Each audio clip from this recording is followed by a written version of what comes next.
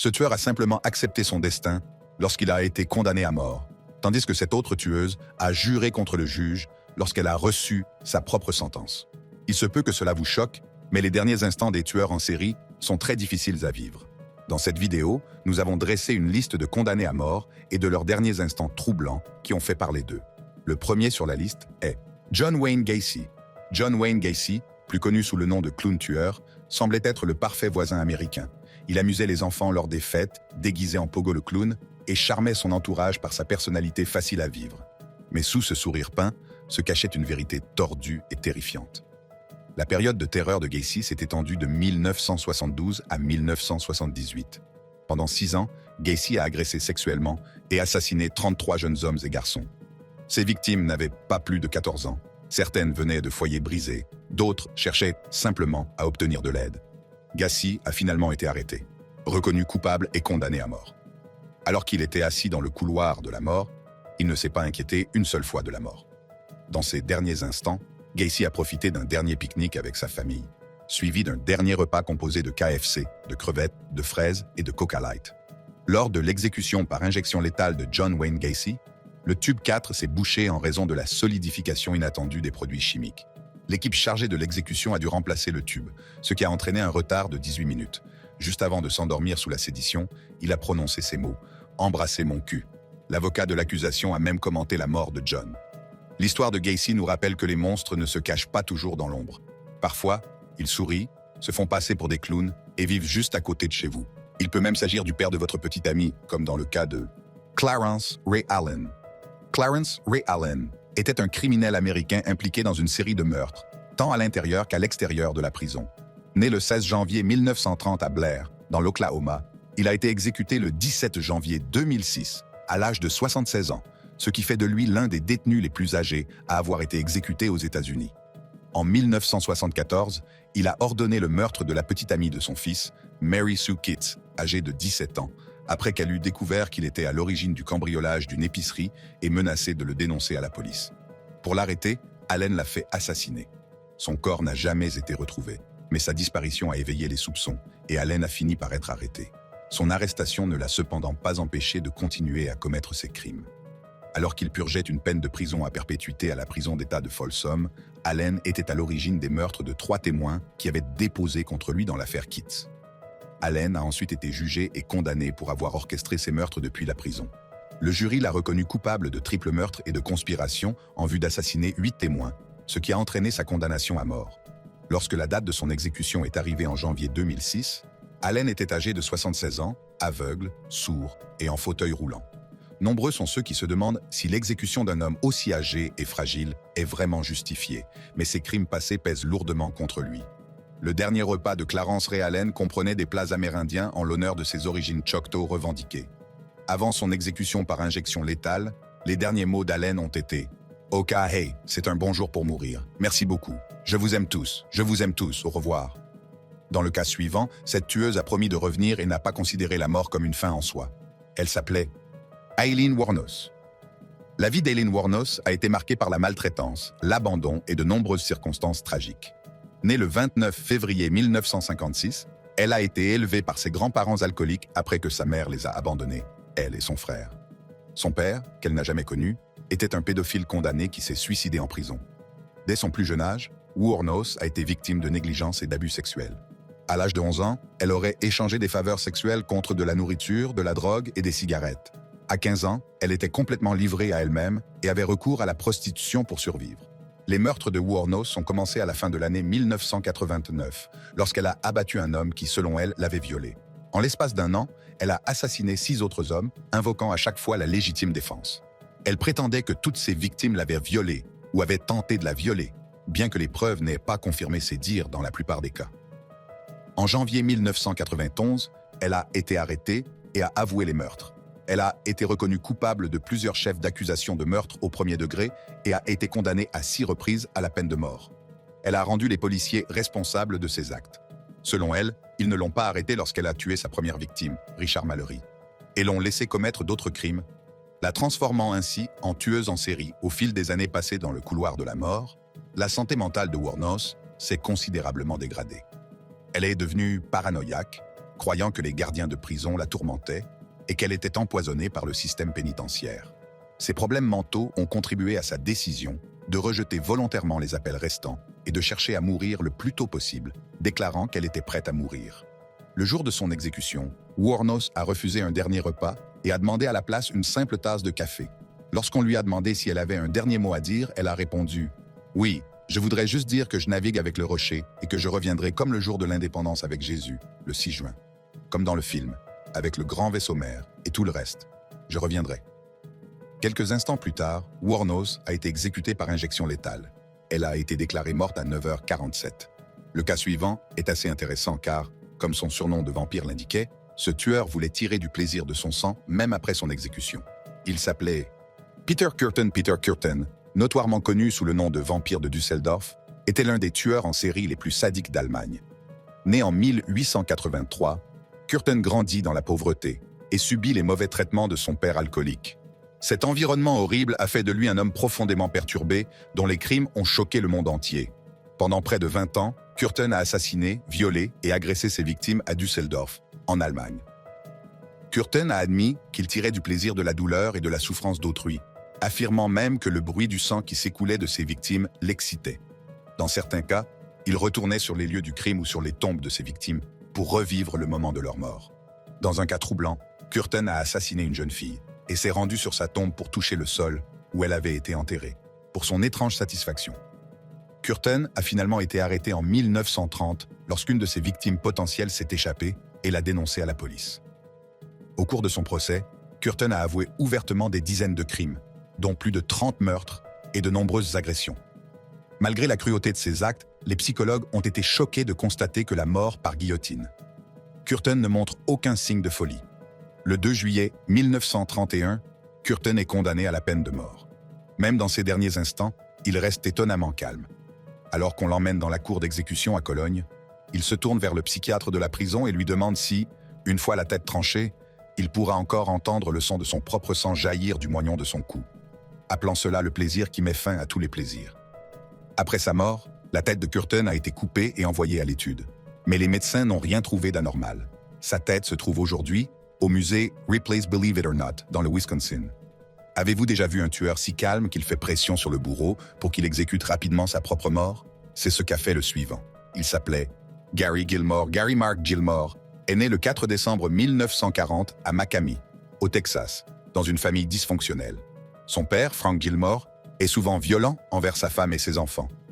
Bien qu'il ait eu une éducation difficile, Gary était très intelligent. Cependant, il a eu du mal à rester à l'école et a abandonné ses études en 9e année. Au fur et à mesure que Gary grandit, son comportement criminel s'accentue. Il a passé une grande partie de sa vie d'adulte à faire des allers-retours en prison pour divers délits, notamment des vols et des violences.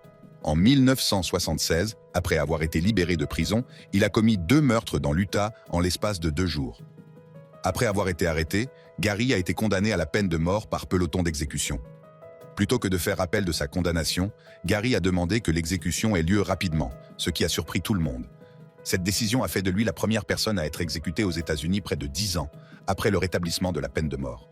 L'exécution de Gary a eu lieu le 17 janvier 1977. Lorsqu'on lui a demandé s'il avait un dernier mot à dire, sa réponse a été très simple. Il a simplement dit « Faisons-le ». Il n'a manifesté aucune crainte lorsque le peloton d'exécution s'est préparé à exécuter la sentence. Dans ces derniers instants, Gary est resté étonnamment calme, acceptant son sort sans hésitation. La plupart des tueurs ont une mort très rapide, mais parfois ce n'est pas le cas. C'est ce qui s'est passé dans le cas de David Edwin Mason. David Edwin Mason était un tueur de sang-froid qui a refusé de se soustraire à son exécution. Il a été condamné pour avoir tué et volé 4 personnes âgées et étranglé un codétenu. Bien qu'il ait eu la possibilité de prolonger sa vie d'au moins 3 ans en faisant appel, Mason est volontairement entré dans la chambre à gaz, cherchant à se racheter par la mort. Selon lui, c'était le seul moyen de conserver sa nouvelle estime de soi. Sanglé dans la chambre à gaz, Mason avait le pouvoir d'arrêter le processus en quelques mots, mais il a choisi de ne pas le faire. Au lieu de cela, il a regardé droit devant lui avec une détermination sans faille et a adressé ses derniers mots au directeur de la prison en disant qu'il voulait procéder à l'exécution. Quelques instants plus tard, le gaz cyanuré commença à remplir la chambre. Mason, le visage résolu, respire profondément. Presque immédiatement, Son corps réagit violemment. Les muscles de son cou se gonflent. Sa tête bascule en arrière. Sa respiration devint difficile. Son visage devint rouge et ses yeux se révulsèrent. La lutte de son corps contre le poison était évidente. En quelques minutes, Mason a perdu connaissance, mais son corps a continué à se contracter et à se convulser au fur et à mesure que le gaz mortel faisait son effet.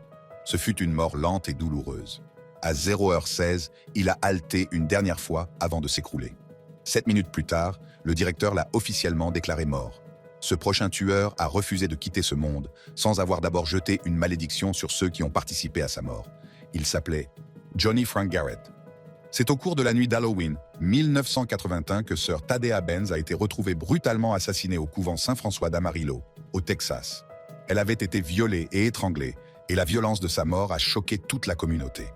Johnny Frank Garrett, un jeune homme de 17 ans qui vivait en face du couvent, a été rapidement arrêté après qu'un témoin l'a vu s'enfuir de la scène du crime. Garrett a été condamné sur la base de preuves circonstancielles. Nombreux sont ceux qui pensent que le procès a été précipité et que les antécédents de Garrett en matière de maladie mentale et d'abus n'ont pas été correctement pris en compte. Au fil des ans, des doutes importants quant à sa culpabilité ont commencé à apparaître, notamment lorsque des preuves ADN provenant d'un autre criminel ont été associées à un crime similaire. Alors qu'il risquait l'injection létale à l'âge de 28 ans, Garrett aurait prononcé une malédiction, proclamant que tous ceux qui avaient joué un rôle dans sa condamnation allèrent souffrir et mourir. Selon la légende urbaine, sa malédiction n'était pas un vain mot. Dans les années qui ont suivi son exécution, plusieurs personnes impliquées dans l'affaire ont connu des destins mystérieux et tragiques. Le juge, un juré, l'officier chargé de l'arrestation et même l'avocat de Garrett auraient succombé à des maladies soudaines, à des accidents de voiture et à d'autres décès inattendus. Bien que ces derniers mots soient contestés, certaines sources affirmant qu'il a simplement remercié sa famille et fait ses adieux au monde, la légende de la malédiction de Johnny Frank Garrett n'a fait que croître au cours des années qui ont suivi son exécution. En 2004, des preuves ADN ont permis d'établir un lien entre un autre individu, Leoncio Pérez Rueda, et le meurtre de Sister Benz. Rueda avait commis un crime similaire peu avant le meurtre de Benz. Certains adolescents peuvent être rebelles, et même face à la mort, cette rébellion se manifeste encore. C'est ce qui s'est passé dans le cas de Sean Sellers. Sean Sellers, né le 18 mai 1969, est l'une des plus jeunes personnes exécutées aux États-Unis depuis le rétablissement de la peine de mort en 1976. Les crimes de Sellers sont ancrés dans le satanisme. En 1985, à l'âge de 16 ans, Sellers a assassiné un employé de supérette au cours d'un cambriolage, juste pour le plaisir de tuer quelqu'un.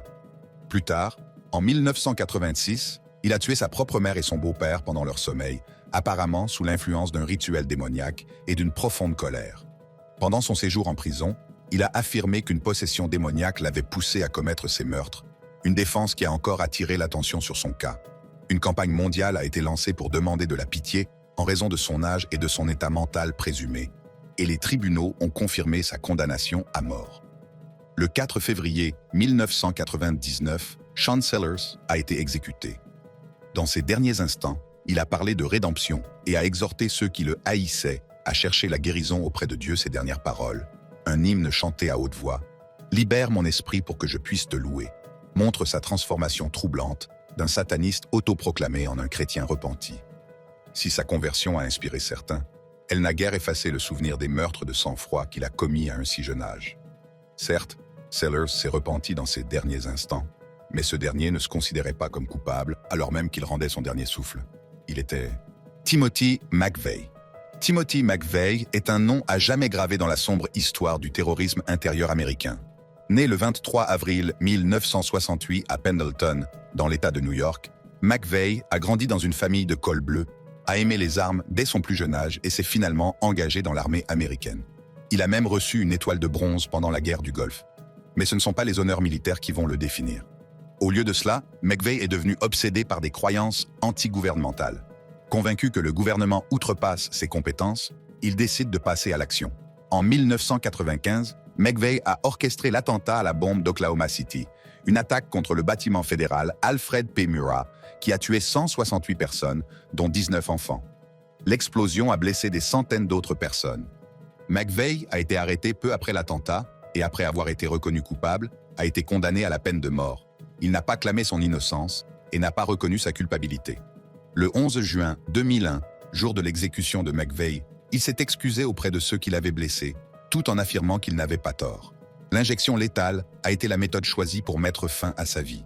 Mais avant que les drogues ne pénètrent dans son organisme, McVeigh avait un dernier acte à accomplir. Comme le veut la tradition, il a eu l'occasion de prendre son dernier repas et de prononcer ses dernières paroles. Ce qui est sorti de sa bouche, cependant, n'était pas une excuse, une demande de pardon, ou même une tentative de rédemption. Au lieu de cela, il est resté silencieux. Ce qu'il a laissé derrière lui, cependant, c'est une déclaration écrite, un extrait du poème Invictus de William Ernest Henley. Les dernières lignes du poème, « Peu importe que la porte soit étroite, que le rouleau soit chargé de punitions, je suis le maître de mon destin, je suis le capitaine de mon âme. » Pendant l'exécution, le visage de McVeigh est resté inexpressif. Il est resté allongé sur la table pendant que l'injection létale faisait son effet, paralysant lentement son corps jusqu'à ce que son cœur s'arrête.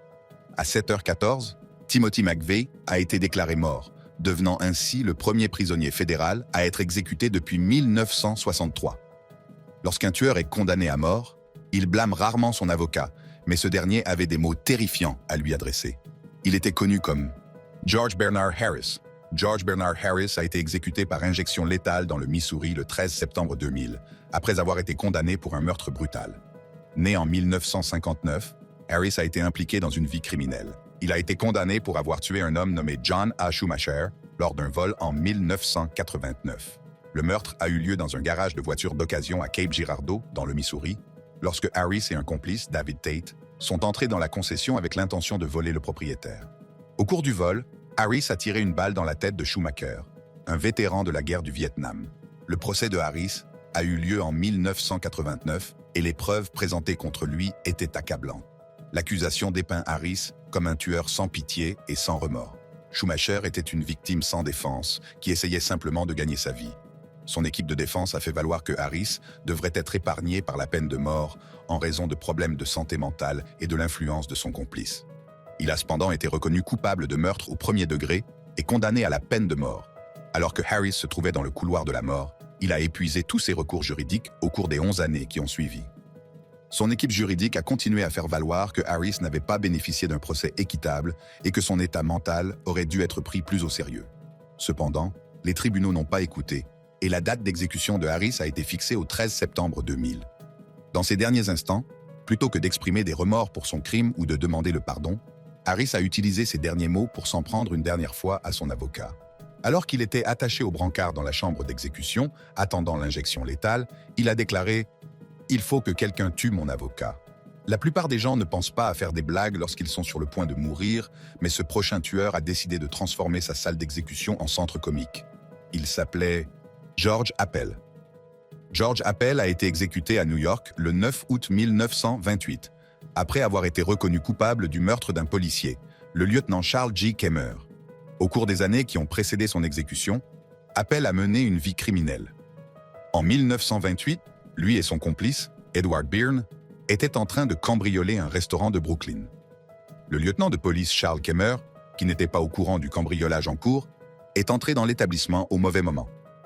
Kemmer a immédiatement tenté d'arrêter les voleurs, ce qui a entraîné une lutte entre l'officier et les deux hommes. Appel a sorti une arme à feu et a tiré 3 fois sur Kemmer, lui infligeant des blessures mortelles. Bien que mortellement blessé et gisant sur le sol du restaurant, Kemmer a réussi à noter le numéro de la plaque d'immatriculation de la voiture utilisée par Appel et Byrne pour s'enfuir. Son dernier acte de bravoure a conduit les enquêteurs directement à Appel, garantissant ainsi que la justice le rattraperait. Tout au long de son procès, Appel a clamé son innocence dans le meurtre du policier, tout en reconnaissant avoir commis d'autres crimes. Ses protestations ont été ignorées et Appel a été condamné à la mort par électrocution. Le soir de son exécution, Appel a fait une dernière déclaration. Attaché à la chaise électrique, alors qu'il ne lui restait que quelques instants à vivre, Appel aurait déclaré « Eh bien, messieurs, vous êtes sur le point de voir un Appel cuit. Ce prochain homme est connu dans le monde entier comme un meurtrier diabolique, mais ce qu'il a fait lors de ses derniers instants sur Terre va vous choquer. Il était connu comme Ted Bundy. » Les derniers instants de Ted Bundy ont été aussi troublants que les crimes qu'il a commis. Né le 24 novembre 1946 à Burlington, dans le Vermont, Bundy semblait être un homme ordinaire. Il se servait de son charme et de sa bonne mine pour cacher son côté sombre. Derrière son comportement poli, il était un tueur en série qui a assassiné de nombreuses jeunes femmes dans plusieurs États. De 1974 à 1978, Bundy a erré, attirant ses victimes par son faux charme. Il faisait souvent semblant d'être blessé ou d'avoir des ennuis pour gagner leur confiance. Une fois seul avec elles, il les attaquait, les tuait et se débarrassait de leur corps de manière horrible. Bundy a avoué 28 meurtres, mais beaucoup pensent qu'il en a tué encore plus. Ses activités criminelles ont fini par le rattraper. Bundy a été arrêté et jugé, ce qui a attiré l'attention des médias. En 1979, il a été condamné à mort pour les meurtres de 2 étudiants. Plus tard, il a également été condamné à mort pour le viol et le meurtre d'une jeune fille de 12 ans. Les derniers instants de Bundy ont eu lieu le 24 janvier 1989, lorsqu'il a été exécuté sur la chaise électrique en Floride. Des témoins l'ont décrit comme étonnamment calme. Il aurait parlé calmement, demandant d'envoyer son amour à sa famille et à ses amis. Face à son exécution, il n'a montré ni peur ni remords. Dans ce dernier cas, le tueur a aidé le tribunal à se suicider. Il était connu sous le nom de Albert Fish. Né le 19 mai 1870 à Washington, D.C., Albert Fish semblait ordinaire, mais sous son comportement calme se cachait une présence monstrueuse. Il sera plus tard connu sous les noms de vampire de Brooklyn, d'homme gris et de loup-garou de Wisteria. Le début de la vie de Fish a été marqué par des tragédies et des perturbations. Orphelin à l'âge de 5 ans et abandonné dans un orphelinat, il a subi de graves abus et négligences. Dès son plus jeune âge, Fish était obsédé par l'automutilation. L'insertion d'aiguilles dans son corps faisait partie de ses passe-temps les plus dérangeants. Lorsqu'il s'installe à New York en 1890, Fish a développé un goût dangereux pour la souffrance d'autrui. Il a commencé à s'en prendre à de jeunes garçons, les attirant en leur promettant du travail ou des friandises, pour ensuite les agresser, les torturer et souvent les assassiner. L'un des crimes les plus célèbres de Fish est l'enlèvement et le meurtre de Grace Budd, âgée de 10 ans, en 1928. Dans une lettre terrifiante adressée à la mère de Grace, Fish décrit en détail comment il a tué et mangé l'enfant pendant 9 jours. La capture de Fish en 1934 est due en grande partie à cette lettre. La police, remontant la piste de la lettre jusqu'à Fish, l'a appréhendé et il a rapidement avoué les meurtres de Grace Budd et d'autres personnes. Fish a affirmé avoir tué de nombreux autres enfants, mais les preuves n'étaient pas suffisantes pour confirmer toutes ces affirmations. Le procès de Fish débute en mars 1935. Son avocat plaide l'aliénation mentale, mais le jury estime que Fish est suffisamment sain d'esprit pour être tenu responsable de ses crimes. Le procès a été bref et Fish a été condamné. Albert Fish a été exécuté le 16 janvier 1936 sur la chaise électrique de la prison de Sing Sing. Il n'aurait montré aucun signe de peur et serait resté calme face à son destin. Il a même participé à sa propre exécution en aidant le bourreau à placer les électrodes sur sa tête. Si vous avez apprécié cette vidéo, cliquez sur l'une des cartes de votre écran pour regarder d'autres contenus intéressants.